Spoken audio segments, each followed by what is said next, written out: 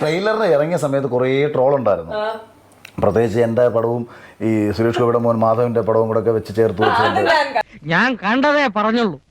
തന്നോട് മാത്രമല്ല ഈ നാട്ടിലുള്ള എല്ലാവരോടും ഞാൻ പറയുകയും ചെയ്യും. പക്ഷെ ട്രെയിലർ കണ്ട വളരെ ഓപ്പോസിറ്റ് അഭിപ്രായം കേട്ടോ. ഒരുപാട് ആൾക്കാർ ഭയങ്കര പോസിറ്റീവ് അഭിപ്രായം പറഞ്ഞു.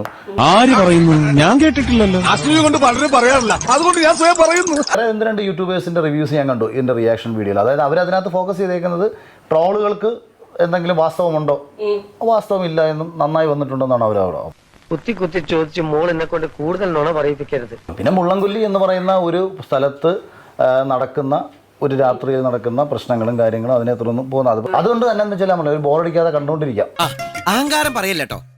അതിന്റെ കുറച്ച് ഭാഗങ്ങൾ കണ്ടിട്ട് ഹോ എനിക്ക് എന്നോട് തന്നെ ബഹുമാനം തോന്നിട്ട് ഞാൻ കുറച്ചേരം എഴുന്നേറ്റ് നിന്നു. ഇനി ആരും സൂത്രം കാണിച്ചാ എങ്ങനെയുണ്ട് മുള്ളംകൊല്ലി? കൊള്ളത്തില്ല.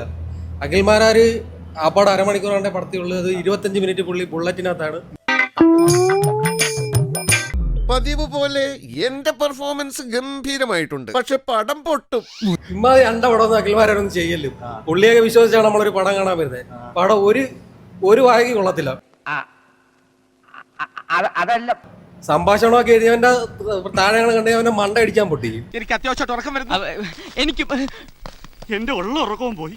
മാരാറുടെ കുറച്ച് സീൻസ് ഒക്കെ ഉണ്ട്. മാരാറ് പിന്നെ നാക്ക് കടിയുണ്ട്. മാരാറുടെ നാക്ക് കടിച്ചിട്ട് മറ്റേ ബിഗ് ബോസിൽ കണ്ടില്ലേ, സെയിം നാക്ക് കടിക്കുന്ന പുലിമുരുകൻ. പക്ഷെ എന്റെ പൊന്നു തുടക്കം തന്നെ മനങ്ങളുടെ ഉത്സവം. എന്നെ വേർബോഡി ആയിട്ടെങ്കിലും ജീവിക്കാൻ അനുവദിക്കണ.